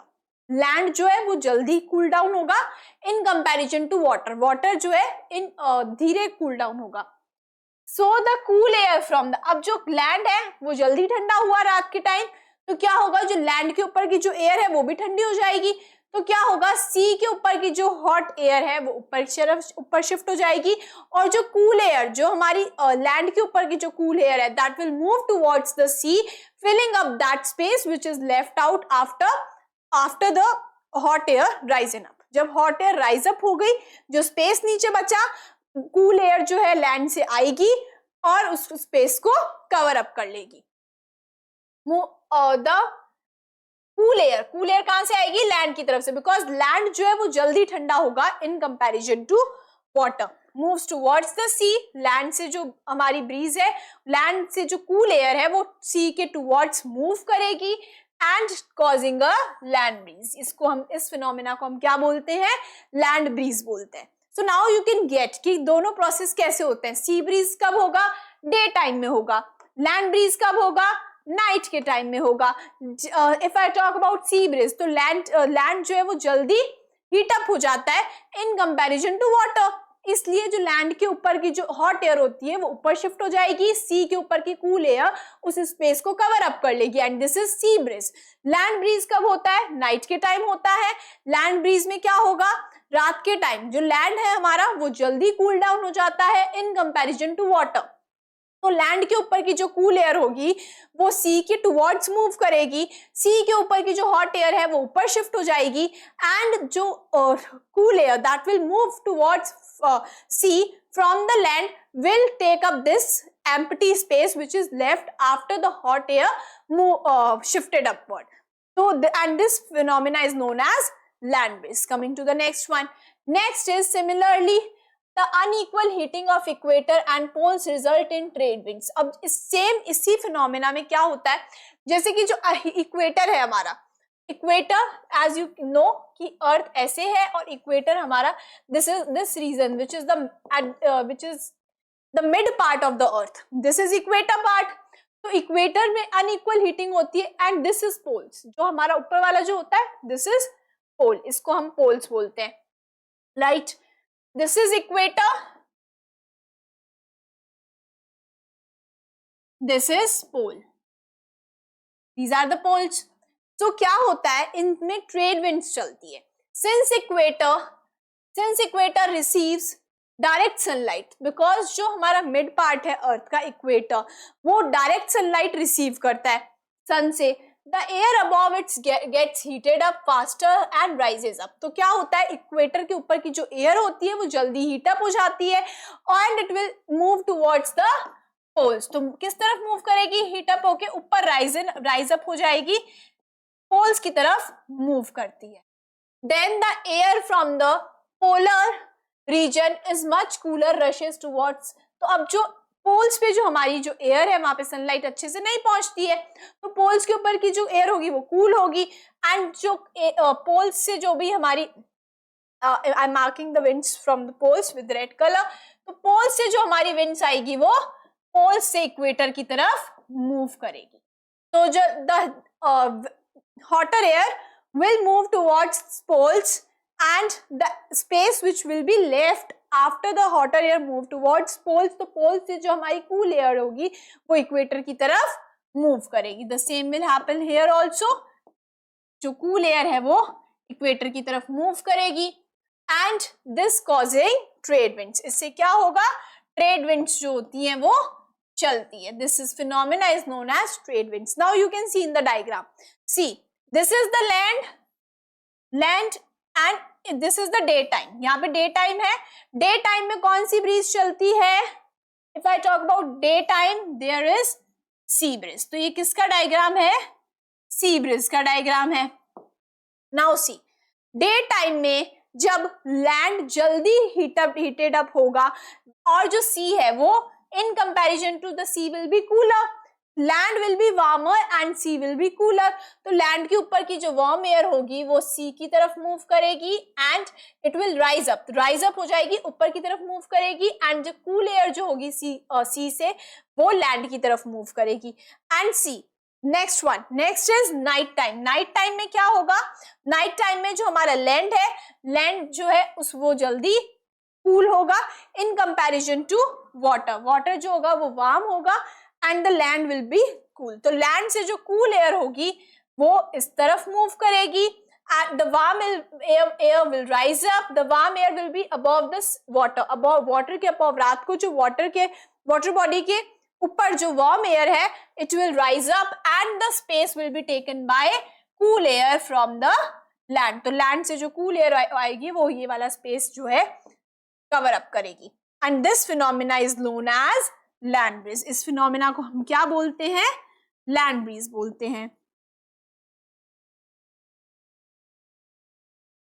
This phenomena is I hope you got this कि क्या होता है ट्रेड विंड्स, इक्वेटर पोल्स पे कैसे कन्वेक्शन के प्रोसेस से कैसे जो विंड्स होती है वो फ्लो होती है। What is sea breeze, what is sea breeze, what is land breeze. I hope you got this in your mind कि कैसे जो है दोनों नेचुरल फिनोमिनाज है कैसे होते हैं and these process we already got to know कि जो भी प्रोसेस होते हैं like which is land breeze and equator polar winds, ये किसकी वजह से हो रहे हैं, कन्वेक्शन की वजह से, कन्वेक्शन प्रोसेस की वजह से ये हो रहे हैं। I hope you got this. Coming to the next one, next is radiation. Radiation क्या होता है, it is an another process through which heat is transferred directly from a hot body to a cold body without any intervening medium. क्या होता है, what is radiation, radiation का मतलब होता है ऐसा प्रोसेस जिसमें हीट जो है वो ट्रांसफर होती है हॉट बॉडी से कोल्ड बॉडी की तरफ, इसमें कोई भी मीडियम नहीं होता बीच में, no medium is there. For example if I give you example, सर्दी में हम जब कोई भी हीटर चलाते हैं, हीटर चलाते हैं हम सर्दियों में, है ना, तो उसके बाद में क्या होता है, हम हीटर एक रूम के एक कॉर्नर में चला के रख देते हैं, राइट, लेकिन थोड़ी देर में पूरा रूम गर्म हो जाता है हमारा। हाउ दिस हैपेंस, एयर यहाँ पे कोई एज सच कोई मीडियम नहीं था हमारा, जो हीटर है हमारा और हमारे बीच में कोई मीडियम नहीं होता। We put the heater in the corner of the room and then पूरी थोड़ी देर में जो हमारा पूरा रूम है वो गर्म हो जाता है। हाउ दिस हैपेंड, इसमें कोई मीडियम नहीं था, तो हम बोलते हैं कि इसमें रेडिएशन प्रोसेस हुआ, इसमें कोई मीडियम नहीं होता है, फिर भी हीट का जो है ट्रांसफर हो जाता है कि वन कॉर्नर जो है हमारे रूम का एक कॉर्नर है उससे वो सारे कॉर्नर्स तक जो है हीट का ट्रांसफर हो गया। The heat from the sun is received by us through the process of radiation. The best example as we can say, हम जो हमारे सन से जो भी हीट आ रही है, सोलर एनर्जी जो आ रही है, वो किसके थ्रू आ रही है, कोई मीडियम तो नहीं है हमारे आसपास, सन और हमारे अर्थ के बीच में एज सच कोई मीडियम नहीं है, किसके थ्रू आ रही है, वो कौन से प्रोसेस से आ रही है, रेडिएशन से आ रही है, रेडिएशन से। Now, radiation is the only process of heat transfer that can occur in the absence of any form of medium. Radiation सिर्फ एक अकेला ऐसा प्रोसेस है जिससे हीट का ट्रांसफर हो सकता है without any medium, because convection और कंडक्शन में दोनों में हीट जब ही ट्रांसफर होगी जब मीडियम होगा। अगर मीडियम ही नहीं है कोई, तो only process which can happen for the transfer of heat is radiation. In the process of radiation, the heat energy is emitted from a hot body in the form of electromagnetic waves. This is the fastest mode of heat transfer. क्या होता है जब hot body, radiation process में क्या होगा, hot body से electromagnetic waves निकलती है, एज यू कैन सी ऐसी इलेक्ट्रोमैग्नेटिक वेव्स होती है, राइट, ऐसी इलेक्ट्रोमैग्नेटिक वेव्स होती है जो हॉट बॉडी से निकलती है और इन इलेक्ट्रोमैग्नेटिक वेव्स के थ्रू क्या होता है, हीट का ट्रांसफर होता है। तो एज सच कोई मीडियम नहीं होता है रेडिएशन में। रेडिएशन में हीट का ट्रांसफर कैसे होगा, रेडिएशन में इलेक्ट्रोमैग्नेटिक वेव्स जो है वो हॉटर बॉडी से कोल्डर बॉडी की तरफ मूव करती है, उसकी वजह से रेडिएशन प्रोसेस होता है और ये fastest mode of heat transfer है। If the question comes which is the fastest mode of heat transfer, then radiation is the answer. all hot objects, solid, liquids, gases emit radiant energy.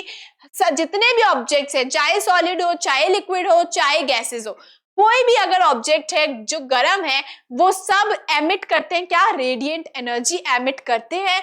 When radiant energy falls on an object, some of the energy is observed and some of it is reflected.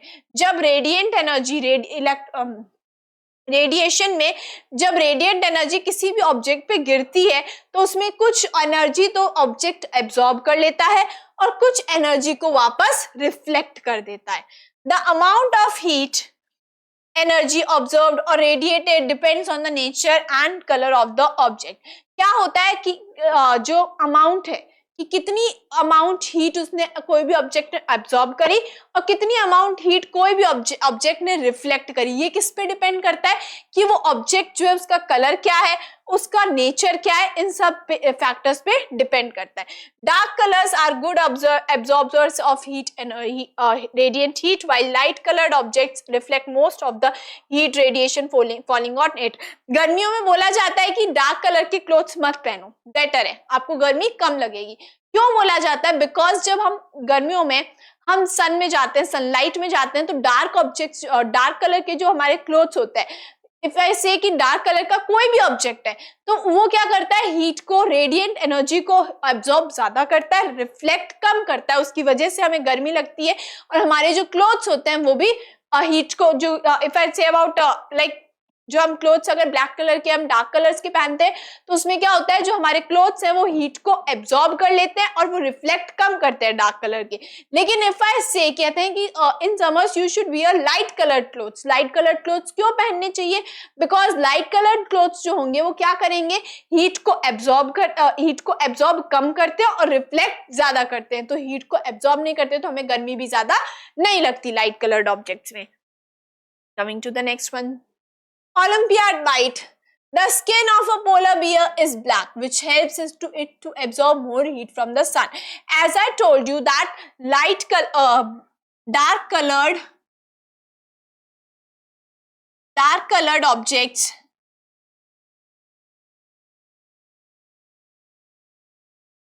absorb more heat, right? Absorb more heat. तो उसकी वजह से क्या होता है कि dark colour, अब जो पोलर बियर की स्किन होती है वो ब्लैक होती है. पोलर बियर कहाँ रहता है? बहुत हमारे जो पोलर रीजन्स होते हैं वहां पे रहता है पोलर बियर. बहुत ठंड होती है वहां पे, तो वहां पे क्या होता है कि जरूरी है कि पोलर बियर की जो हीट है वो बॉडी में रहे, है ना. तो उसके लिए क्या होता है कि वो उसकी जो फर होता है, उसकी जो स्किन होती है, उसकी जो स्किन होती है वो ब्लैक होती है, ब्लैक कलर की होती है. तो इससे क्या होगा कि जो डार्क कलर ऑब्जेक्ट्स होते हैं, बिकॉज की डार्क कलर्ड होती है, ब्लैक होगी तो डार्क कलर है, इसलिए हीट को वो ज्यादा एब्जॉर्ब करते हैं और पोलर बियर के बॉडी को वार्म रखते हैं. Okay, I hope you got this. Coming to the next one. Next is radiation of heat can be observed in many of our day to day life activities. हम radiation की ऐसी बहुत सारी activities है जिनको हम डे टू डे लाइफ में observe कर सकते हैं. कैसे? A hot utensil kept away from flame cools down since it radiates heat energy to the surrounding. क्या होता है कि कोई भी ऐसा हॉट यूटेंसिल जो है वो अगर हम बंद कर देते हैं, फ्लेम को ऑफ करके अगर हम कोई भी हॉट यूटेंसिल्स को रख देते हैं, थोड़ी देर में क्या होगा, वो ठंडा हो जाता है ना. If I talk about a pan, मैंने एक पैन में गर्म पानी चढ़ाया, लेकिन वो जैसे ही गर्म हुआ थोड़ा, मैंने फ्लेम को ऑफ कर दिया. फ्लेम ऑफ करने के बाद क्या होगा, थोड़ी देर में वो ठंडा हो जाएगा, it will cool down. Why does this happen? Because जो हीट एनर्जी जो थी उस पेन में, जितनी भी हीट एनर्जी थी, वो हीट एनर्जी पेन ने कहाँ ट्रांसफर कर दी? सराउंडिंग में ट्रांसफर कर दी through the process of radiation. Now see, as you can see in this one, see here, as you can see in this one, if I talk about कि कोई भी stick ले रखी है और उसको हम ऐसे फायर में अगर कर रहे हैं, now जो if I say कि this is an iron rod, this is a iron rod, तो क्या होगा, थोड़ी देर में जो from the hotter end the heat will transfer to the colder end resulting in the transfer of heat, which process is happening here? Conduction. यहाँ पे क्या हो रहा है? Conduction हो रहा है. Now if I see about convection, मैं convection की बात करूंगी अगर, तो convection में air के through, अब as you can see कि जब गर्म हो, in this one air is working as a medium, air के through यहाँ पे जो है heat का transfer हो रहा है, right? So this process is convection. And यहाँ पे कोई भी medium work नहीं कर रहा है. No medium is working here. No medium is there. Then I will say that which process is happening for the heat transfer? Radiation is happening. And so I hope you got the difference between all three of them. Coming to the next one. Next one is science behind clothes. Science behind clothes. As I just now I told you that dark colored objects, dark colored clothes absorb more heat, light colored objects or light colored clothes absorb less heat. तो उसी के बारे में हम और पढ़ते हैं. We all know that during summer we prefer light colored clothes, and in winters we usually wear dark colored clothes. Just now I told you कि गर्मियों में हम prefer करते हैं कि हम light colored की clothes पहने because वो heat को absorb कम करते हैं. And if I talk about in winters, then we prefer to wear dark colored clothes ताकि वो heat को absorb करे, हमें ठंड कम लगे. The science behind this is simple. Dark colored clothes are good absorbers of heat because dark colored clothes जो है heat को ज़्यादा absorb करते हैं, while light colored clothes are good reflectors of heat radiation. As you can say कि light colored clothes जो होते हैं वो हीट को कम absorb करते हैं, ज़्यादा reflect करते हैं. They are good reflectors of heat. So during summer, light colored clothes reflect most of the heat radiations falling on it.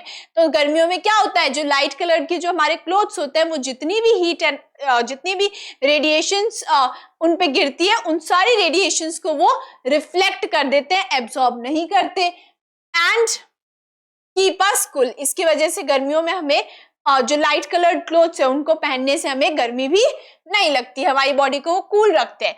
During winter the dark coloured clothes absorb most of the heat radiations falling on them and keep us warm. तो what happens कि जब हम winters में dark coloured के clothes पहनते हैं तो वो डार्क कलर्ड के क्लोथ्स क्या करते हैं, हीट रेडिएशंस को एब्जॉर्ब कर लेते हैं, ज्यादा रिफ्लेक्ट बहुत नेग्लिजिबल करते हैं, यानी बहुत ज्यादा रिफ्लेक्ट नहीं करते, वो एब्जॉर्ब ही करते हैं मोस्टली हीट रेडिएशंस को.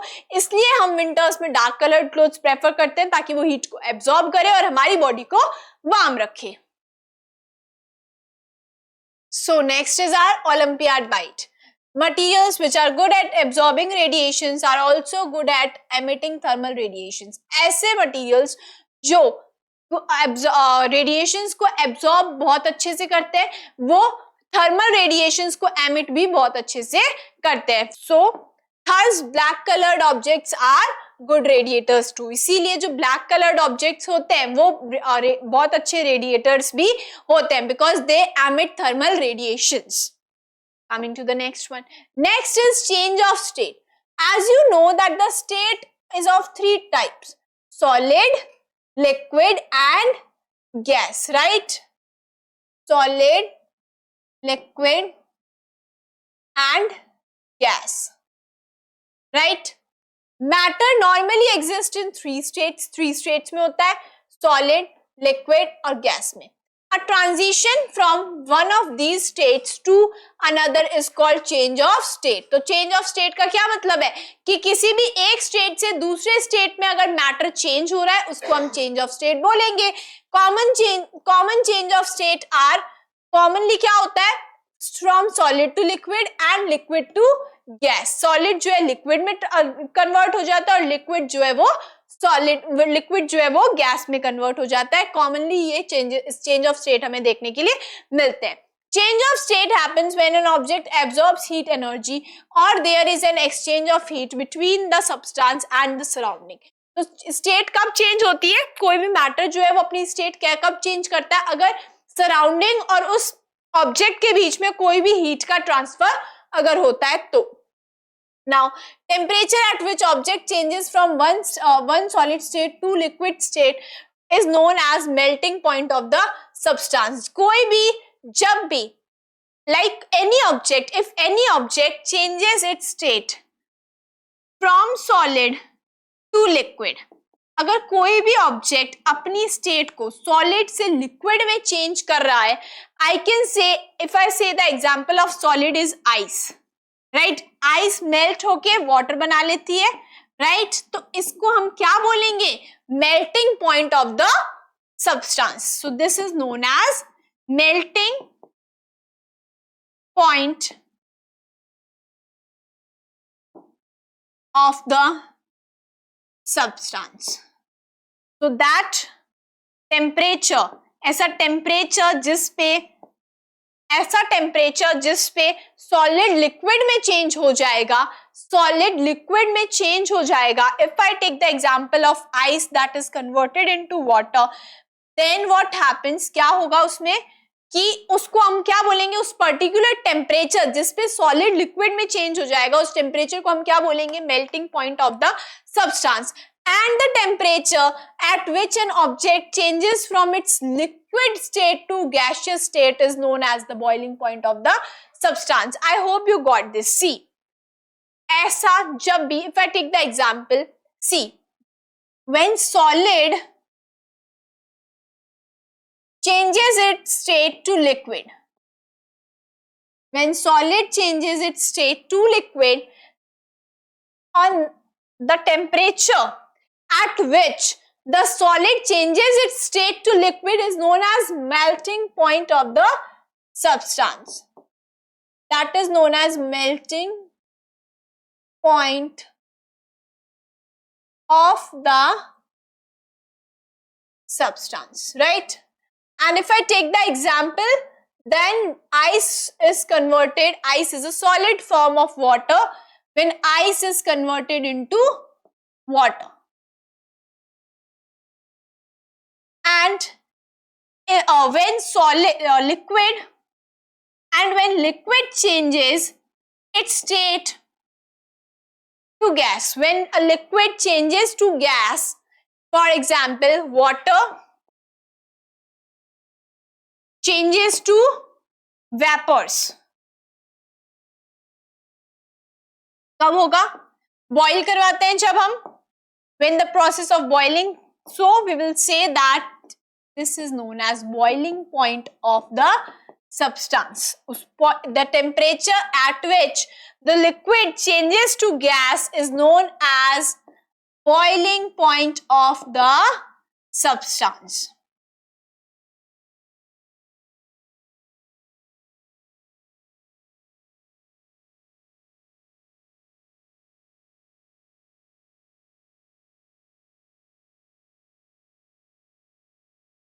So I hope you got this in your mind. Coming to the next one. Next is when heat energy is supplied to a solid substance, initially its temperature increases linearly until it reaches its melting point. क्या होता है जब भी heat energy कोई भी solid substance में transfer होती है, फॉर एग्जाम्पल जब आइस में हीट एनर्जी ट्रांसफर होती है तो उसमें क्या होता है, उसका टेम्परेचर जो है वो क्या होता है, इंक्रीज होता है, और इंक्रीज होते होते वो अपने मेल्टिंग पॉइंट तक जब तक नहीं पहुंच जाता तब तक वो इंक्रीज होता रहता है. देन मेल्टिंग पॉइंट पर आके उसकी जो स्टेट है वो चेंज हो जाती है, then the temperature remains constant, फिर कांस्टेंट रहता है. So now see, when it reaches the melting point, जब मेल्टिंग पॉइंट रीच कर जाता है, the heat energy supplied to is used for changing the state of substance and there is no net increase in the temperature. अब क्या होगा, temperature में as such कोई भी इंक्रीज नहीं आएगा, जो भी हीट एनर्जी जो है वो सप्लाई हुई थी वो यूज हो गई किसमें, स्टेट को चेंज करने में यूज हो गई. Now see, after the substance is completely converted into its liquid, अब जब solid कंप्लीटली लिक्विड में कन्वर्ट हो गया मेल्ट होने के बाद, its temperature again starts increasing until it reaches the boiling point. अब क्या होगा, उसका टेम्परेचर वापस इंक्रीज होना शुरू होगा, और कब तक इंक्रीज होगा, जब तक वो बॉइलिंग पॉइंट पर नहीं पहुंच जाता.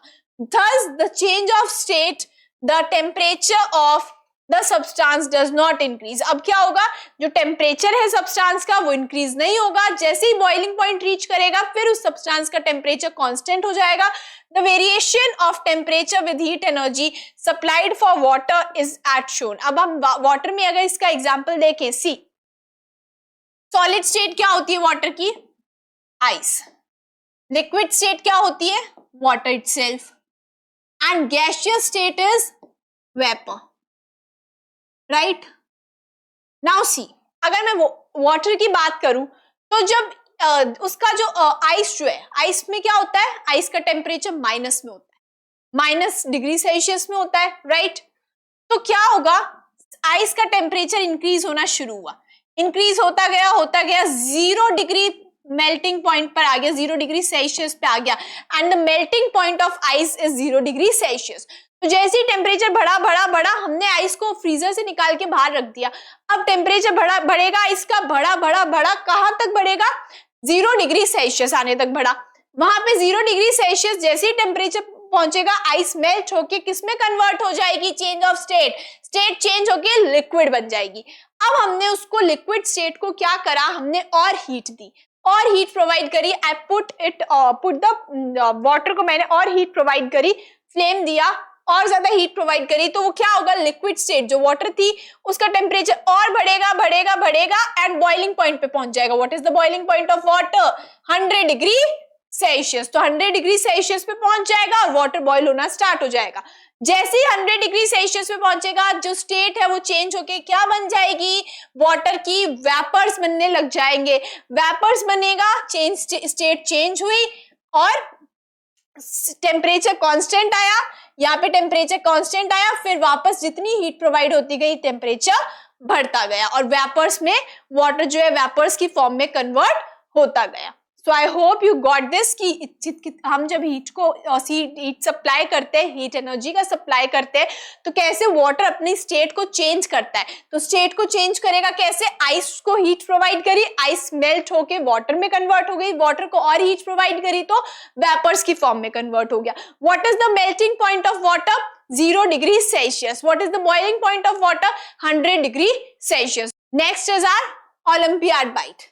See, the heat energy per unit mass required to change the state of a substance from solid to liquid at the same temperature and pressure is known as latent heat fusion LF, and from heat to vapor state is known as latent heat of vaporization LV. See, जो भी heat एक per unit mass को, per unit mass का the heat energy per unit mass required to change state of a substance, जो भी heat energy solid से liquid में change होने के लिए use होती है.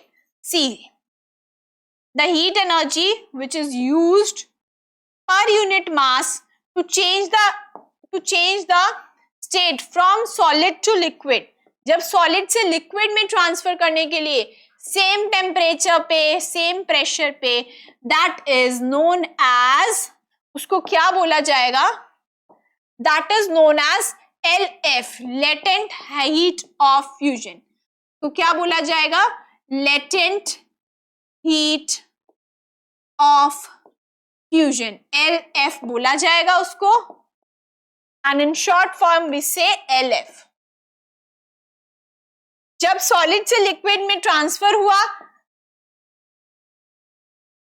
जब सॉलिड टू लिक्विड स्टेट जो है चेंज हुई, and the heat energy that is required, the heat energy per unit mass required to change the state of a substance from solid to liquid at same temperature and pressure, same temperature और pressure पे, that is known as latent heat of fusion, LF बोला जाता है.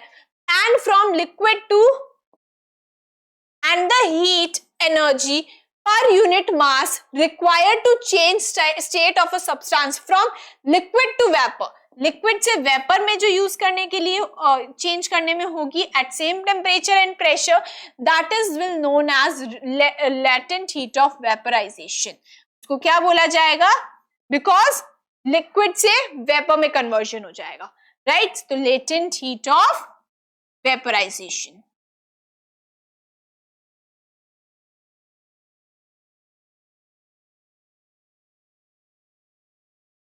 This is known as LV. Now see, what is the definition of this? What is the definition? Definition is heat energy per unit mass required to change the state of a substance from solid to liquid at the same temperature and pressure, that is known as latent heat of fusion, LF, and the heat energy per unit mass required to change the state of a substance from liquid to vapor is known as, at same temperature and pressure, is known as latent heat of vaporization, LV.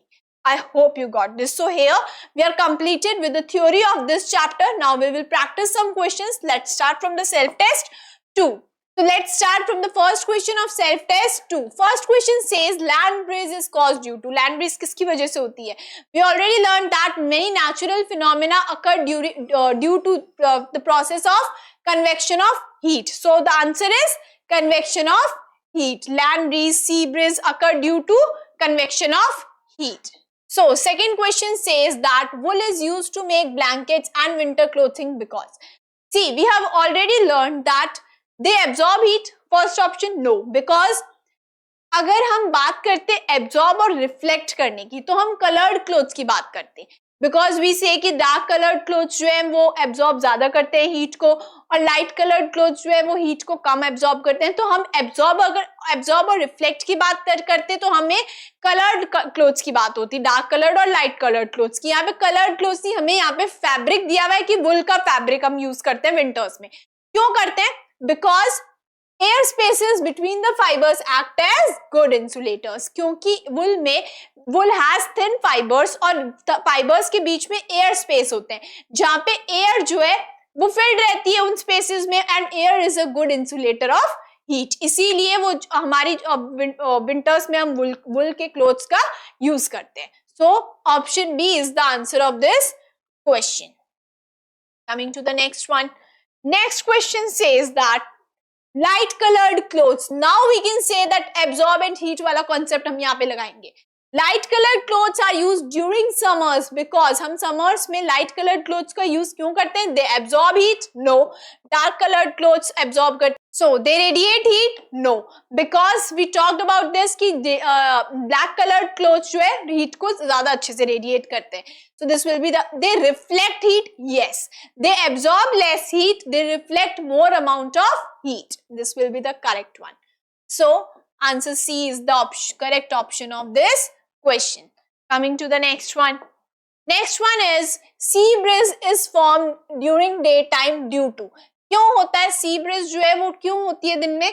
Rise in temperature of land compared to water. Yes, sea breeze कब होती है? Day time में होती है. और day time में क्या होता है? लैंड का टेम्परेचर जो है वो लैंड जो है वो जल्दी गर्म होता है, सी का जो सी सरफेस जो है वो धीरे गर्म होता है. तो there is a rise of temperature in land compare to water. Land का जो टेम्परेचर है वो जल्दी इंक्रीज होता है in comparison to the temperature of sea in the during day time. इसीलिए जो है सी ब्रिज जो है ब्लो होती है.